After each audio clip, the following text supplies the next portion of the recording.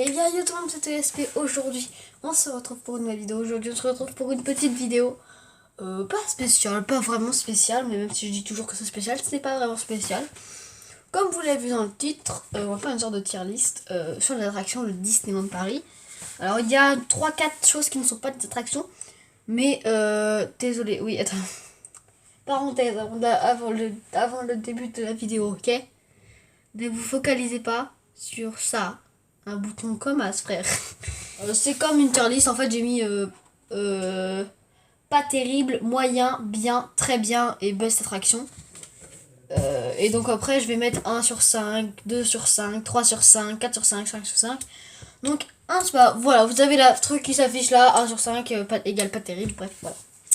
Prends le temps de le regarder. C'est bon. Du coup, on va commencer tout de suite. En tout cas, ce sera pas la première et dernière vidéo sur Disneyland Paris, les attractions de Disney, plein de trucs de Disney. Je vais en faire plein.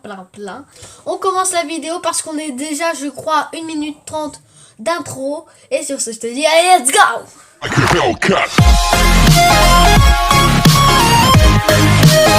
Donc on commence avec pas vraiment la première attraction, c'est une des seules qui n'est pas une attraction, c'est Disneyland Railroad. Pour moi, je voulais qu'il soit en stop parce que c'est quand même quelque chose qui va nous aider à Disney. C'est un train, une sorte de train qui va faire le tour de Disney. Il va vous emmener à Discoveryland, Adventureland, Main Street, Fantasyland et Frontierland. Je crois pas qu'il vous emmène à Studio. Mais bon, voilà, vous êtes à Fantasyland, vous voulez aller à Adventureland. Ah mais non, c'est juste à côté. Vous voulez aller à Frontierland, ouais. Bah il y a le petit train Disneyland Railroad. Donc pour moi, ça vaut. Je vais la mettre dans la catégorie bien, un 3 sur 5. Parce que pour moi, c'est cool. Mais bon, c'est souvent en rénovation, c'est pratique, mais bon, de marcher, de voir ces petites attractions par-ci par-là, c'est bien aussi. Donc on continue avec Frontierland. Donc la première attraction de Frontierland, c'est Big Thunder Mountain. Donc c'est le train de la mine, bref voilà. Vous êtes lancé dans une sorte... vous voyez la photo qui est là. En fait vous êtes là-dedans, vous allez là. Je crois que, je sais pas, sur la photo, on voit l'eau. En fait, au bout d'un moment, enfin le début, parce que c'est une sorte de truc de... Je sais pas comment expliquer, tu vois, ce qu'il y a là, c'est au milieu, autour, il y a que de l'eau. Donc au bout d'un moment, tu passes en dessous de l'eau. Et sans le sentir, parce que tu passes, c'est dans le noir. Franchement, c'est une de mes meilleures attractions. Du coup, j'ai mis dans Best Attraction 5 sur 5. Donc on continue avec Phantom Manor. Le Phantom Manor, c'est un manoir hanté. Voilà. Et je crois, je sais plus l'histoire, mais c'est une femme qui attend son mari pour son mariage. Et elle l'a attendu pendant très longtemps. C'est une bonne attraction, elle est très bien faite. Donc pour moi, Phantom Manor, voilà, c'est une attraction cool. Et bon, je la mets 3 sur 5 dans la catégorie bien parce qu'il y a beaucoup mieux. Donc on continue avec Rust Roundup Shooting Gallery, c'est le tir à la carabine. Bon, vous mettez 2 euros, ou 1 euro ou 2. Et c'est pas, en fait, c'est pas vous tirer avec des plombs comme ça, avec une carabine comme ça, tu vois. Vous tirez avec... Je te pose par terre parce que je chante un petit peu, toi. Donc vous êtes payé 2 euros, c'est une carabine on va dire un peu électronique, vous tirez, c'est connecté à des cibles et dès qu'en fait vous mettez, la cible va se tourner, bref va bouger comme quoi vous l'avez touché et vous ne gagnez rien. Voilà, vous payez limite moins cher, peut-être pas, vous payez limite aussi cher à une fête foraine et vous gagnez des trucs quoi, désolé. Pour moi, c'est pas terrible, 1 sur 5. Pour moi, c'est 1 sur 5. Donc, on continue avec Thunder Mesa Riverboat Landing. Donc, c'est un bateau qui va passer... Attendez, regardez la photo. Donc, c'est un bateau qui va passer autour de Big Thunder Mountain, le train de la mine.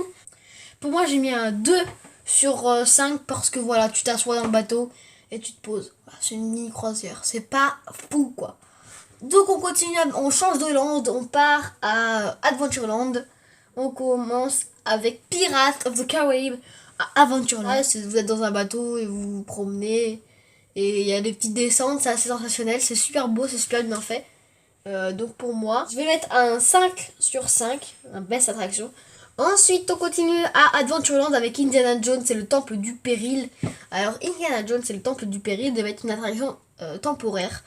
Pendant que je sais plus, pour fabriquer, pendant qu'ils fabriquaient une autre attraction, je sais plus. Ils ont mis celle-là pour faire attendre quoi. Et en fait, bah, ils l'ont laissé parce que c'était une très bonne attraction, ça a plu aux gens. Donc pour moi, c'est une très bonne attraction. Donc pour moi, Indiana Jones c'est le temple du péril, c'est un 3,5 parce que c'est une attraction qui est bien, enfin qui est très bien. Pour moi, je l'aurais mis sur 4,5. 4,5. 4,5. 4 sur 5. Mais, parce qu'en fait, c'est une attraction avec des loopings, vous voyez la photo, ça montre un petit peu les couleurs. Pour moi, j'ai mis un 3,5, je devais mettre un 4 sur 5. Mais je vais mettre un 3,5 sur 5 parce que quand t'es accroché, ta tête, quand elle bouge comme ça, elle tape sur les côtés du truc qui te tient. Et en fait, à la fin, ça fait très mal aux deux extrémités de la tête, ça fait très mal. Du coup, pour moi, ça vaut un 3,5. On continue avec une chose qui n'est pas vraiment une attraction, mais que j'ai quand même mis parce que pour moi, ça mérite quelque chose. C'est la cabane des Robinson. Voilà, c'est un arbre où vous avez une sorte de cabane, vous montez plein de marches, vous visitez, c'est très joli. La nuit, c'est plus joli. On voit bien tout le parc qui est illuminé. On voit bien le château la nuit qui est illuminé. Et on voit par contre quelque chose d'autre. Quand on est en haut de la cabane des Robinson, on voit la tour Eiffel de loin. Voilà, on voit la tour Eiffel. Donc voilà, une petite chose importante à savoir, qui est sympa à savoir. Pour moi, c'est un 3,3 sur 5, pardon. C'est bien, voilà, parce que c'est sympa. Mais bon, c'est pas une attraction, c'est pas ce qui me importe le plus dans ma tête. C'est pas oh, on va à Disney, oh, on va faire la cabane des Robinson. Non, non. Donc on continue à Adventureland avec le dernier. La dernière attraction d'Adventureland, c'est le passage enchanté d'Aladin. Donc c'est une attraction où vous marchez. En fait, il y a le truc d'Aladin, t'as le génie. En fait, tu marches. C'est comme en gros, c'est comme c'est comme Pirates des Caraïbes, sauf qu'en fait, t'es pas assis sur quelque chose. Juste tu marches, tu visites, bam, t'as ça. Oh, t'as le génie qui est là avec la lampe. Bim, t'as ça qui est là. Oh, en vrai, c'est comme une Pirates des Caraïbes, sauf que tu marches. Et pour moi, c'est un 2, parce que Pirates des Caraïbes, c'est mieux. Et pour moi, j'ai mis un 2 parce que tu marches, je suis pas fan. L'attraction est pas hyper bien en elle-même. Donc on commence avec Fantasyland, avec Alice Curious Labyrinthe. C'est un labyrinthe où vous devez, comme vous voyez sur la photo, atteindre le château de la Reine de Cœur, là où ma flèche s'affiche. Vous devez atteindre ici. Donc pour moi, ça vaut un 4. Pour moi, j'ai mis un 4. C'est très bien, je trouve que c'est très bien. On continue avec Fantasyland, avec une attraction que je suis pas très fan, le voyage de Pinocchio. Donc vous êtes assis dans quelque chose, un peu comme dans Phantom Manor, vous vous asseyez et ça avance. Et vous visitez le truc de Pinocchio. Donc pour moi j'ai mis un 2, c'est moyen. On continue avec Au pays des contes de fées. Vous mettez dans un bateau et vous avancez. C'est très joli comme vous voyez sur la photo. C'est très joli, vous avancez. Il y a un château, c'est très très sympathique. Pour moi ça vaut un 3. Donc on continue avec une autre attraction de Fantasyland, It's a Small World. Donc vous mettez dans un bateau et vous avancez. Il y a plein de poupées qui vont vous faire visiter les pays du monde. Pour moi, It's a Small World, c'est un 4 sur 5. Donc on continue avec Mad Hatter Teacup. Voilà, My Hatter Teacups. C'est vu revu, hein. Vous asseyez dans une tasse, voilà comme vous voyez sur la photo, vous asseyez dans une tasse et vous faites tourner. Pour moi, c'est un 3. On continue avec Dumbo, le Flying Elephant. Donc vous êtes dans Dumbo et vous pouvez, en fait c'est quelque chose qui tourne comme ça et vous pouvez avec une manivelle faire monter et descendre Dumbo comme si il volait. J'aime pas les attractions comme ça, j'aime pas quand c'est quelqu'un qui gère ça. Je veux que ce soit moi qui gère parce que c'est vraiment horrible. Moi c'est un 2,5 parce que c'est quand même une bonne attraction. Donc on continue avec Peter Pan Flight. Donc vous êtes dans un bateau et vous voyez comme Peter Pan en fait vous êtes au-dessus d'une ville. Après vous voyez Capitaine Crochet. Bref, c'est un peu comme Pinocchio, mais en beaucoup mieux, hein, beaucoup mieux, beaucoup mieux. Donc pour moi, Peter Pan, Flight, à 3,5. Donc on continue avec Blanche-Neige et les 7 nains. C'est comme Pinocchio, sauf que c'est avec Blanche-Neige, mais pas Blanche-Neige du tout non plus. Et en plus, ça fait peur, voilà. Donc pour moi, j'ai bien 1,5. Donc on continue avec le carrousel de Lancelot, toujours à Fantasyland. Donc on continue avec le carrousel de Lancelot. De Lancelot. C'est un carrousel, voilà, vous connaissez tous les carousels. C'est quoi? Donc moi je mets un 3 sur 5. Donc on continue avec la dernière attraction de Fantasyland, le petit train du cirque. Le petit train du cirque, je vous ai mis au pays des contes de fées parce que vous voyez à droite de la photo de au pays des contes de fées, on a des rails et c'est là où passe le petit train du cirque. Donc vous êtes dans un petit train, donc c'est assez joli. Vous êtes dans un petit train où il y a des sortes d'animaux, enfin normalement c'est là où il y a des animaux. Et comme si vous êtes des animaux. Et en fait c'est un petit train qui va faire du tout, petit train du cirque quoi, un cirque avec des animaux. Et ça fait le tour, vous allez voir du coup un petit peu les décors ce que vous passez au-dessus au pays des contes de fées. Donc vous voyez aussi le château, c'est très joli aussi. Mais bon voilà, c'est pas fifou non plus. Je sais pas ce que je préfère non plus, mais pour moi ça vaut un 3. C'est quand même bien, voilà. On continue avec Discoveryland. On commence avec Autopia. Autopia, donc c'est pour moi une très bonne attraction. En fait, vous êtes dans une voiture. Donc en fait, il y a une sorte de rail au milieu. Vous êtes dans une voiture où il y a quelqu'un qui appuie sur la pédale. Et vous tournez le volant, donc il y a des stops. Il y a des feux rouges qui passent rouge, orange, vert. Donc pour moi, j'ai mis très bien 4 sur 5. Donc on continue avec Buzz Lightyear Laser Blast. Donc vous êtes dans une sorte, vous essayez dans quelque chose. Vous avez un pistolet laser et vous devez tirer sur des cibles. Et il y aura des petits points qui vont s'afficher. Donc c'est le but de faire un maximum de points. Donc pour moi c'est une très très bonne attraction, c'est innovant. Bref, pour moi ça vaut un bon 4. Donc on continue toujours à Discoveryland. On continue avec les mystères du Nautilus. Le Nautilus en fait c'est un sous-marin. Et donc en fait vous descendez des marches pour visiter pas vraiment un sous-marin, en fait des petits trucs qui sont exposés. Je peux mettre un 1 parce que c'est pas non plus mais bon je vais mettre un 1,5 quoi. Donc on continue avec Star Tour, l'aventure continue. Donc très très bonne attraction. Donc on a d'abord une file d'attente qui est super cool.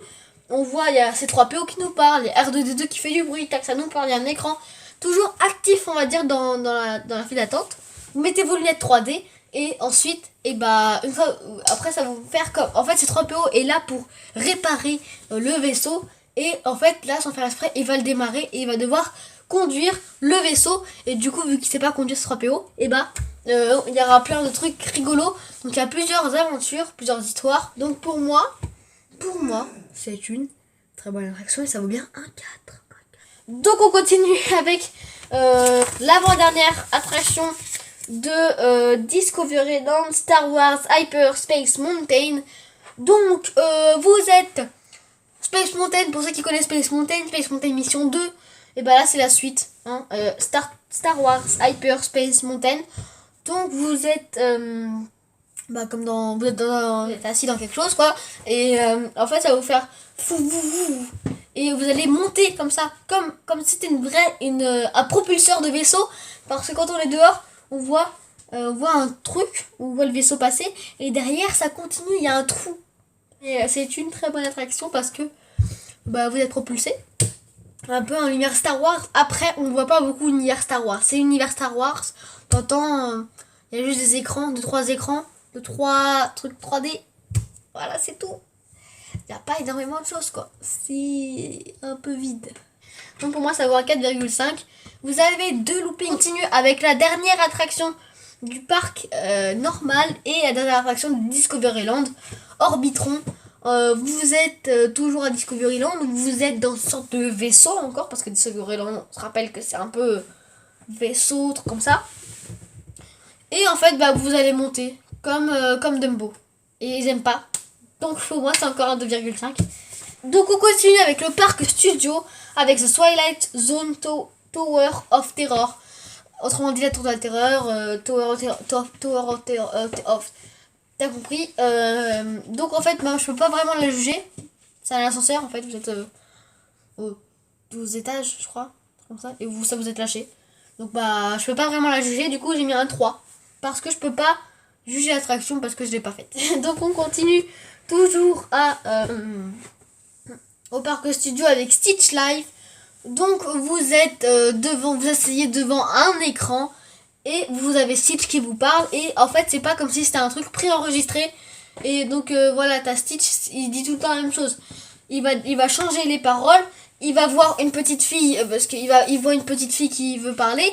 Hop, en fait, c'est comme si Stitch existait vraiment, en fait, derrière l'écran. Moi, j'ai mis un 4 parce que je suis vraiment, comme je l'ai déjà dit, trop fan de ce petit personnage. Donc, on continue avec les tapis volants d'Aladin. C'est comme Dumbo, c'est comme Orbitron, c'est un 2,5. Voilà, sauf qu'en plus c'est encore pire parce que tu peux monter comme ça et tu peux le pencher comme ça. On continue avec Cars 4 roues Rallye. Donc vous êtes dans une voiture de Cars, pas forcément Flash McQueen, pas forcément Martin. Vous êtes dans une voiture de Cars et donc en fait ça va se tourner comme ça. Voilà, ça tourne. Un peu dans tous les sens, c'est sympa, c'est cool, c'est convivial. Bref, c'est un 3. Pour moi c'est un 3, c'est bien, mais bon voilà. Donc on continue avec Crush Coaster. En fait, vous êtes dans l'univers de Nemo, vous avez Crush la tortue, et vous êtes dans Crush. Et en fait, vous allez tourner dans tous les sens, vous allez monter, descendre, c'est un coaster, d'où le nom Crush Coaster. C'est un 4,5. Donc on continue avec Ratatouille, l'aventure totalement toquée de Rémi. Donc vous êtes dans une souris vous connaissez sûrement Ratatouille, vous avez des lunettes 3D. En fait, ça va vous faire comme si vous étiez dans un monde très très grand pour vous. Vous avez un énorme poisson qui est au-dessus de vous. Même si vous le faites pour la première fois, vous allez sursauter. Si vous le faites pour la deuxième fois, après si vous le faites 2 fois d'affilée, non, mais vous allez sursauter tout le temps. Quand ça fait au moins 6 mois que vous l'avez pas fait, vous allez sursauter, c'est obligé. Donc moi j'ai mis un 4 pour cette petite attraction assez sympathique, assez cool. Donc on continue avec RC Riser.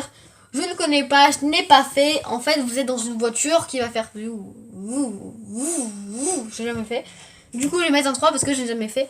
Et donc on continue avec Slicking Dog Zigzag Spin, dont vous connaissez dans Toy Story, parce que là on est rentré à partir de RC Riser, on est rentré dans Toy Story Playland. Voilà, c'est un endroit où il n'y a que des trucs de Toy Story.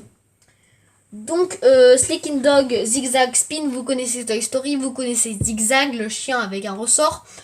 Donc vous êtes en fait une chenille, un peu moins bien parce que ça va pas à l'envers, ça va pas très très vite. C'est quand même assez cool. J'ai mis un 3,5 parce que c'est quand même une attraction assez conviviale, assez cool. On continue avec Toy Soldier Parachute Drop.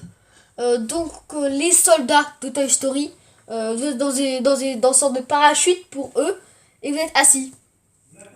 Et ça monte, ça descend, ça monte, ça descend, ça monte, ça descend. C'est un peu comme la tour de la terreur, mais en plus terrorisant, j'ai l'impression. Ça va moins haut, ça descend moins vite, mais bon. Voilà quoi, c'est hyper dangereux. Il y a une barre pour 3, tu sais, la barre, elle se place. Ok, t'es un enfant, t'as ton papa, t'as ta maman. C'est comme ça, il va rabaisser la barre, ça va lui arriver là. Bah toi t'es là, la barre t'arrive là. Ouais. Il y a une qui attache au niveau de l'entrejambe. Donc pour moi ça vaut un 2. Donc voilà, merci d'avoir suivi cette vidéo. Et sur ce, n'hésitez pas à lâcher votre plus gros pouce bleu, à vous abonner à la chaîne, c'est super important, ça prend juste 2 secondes.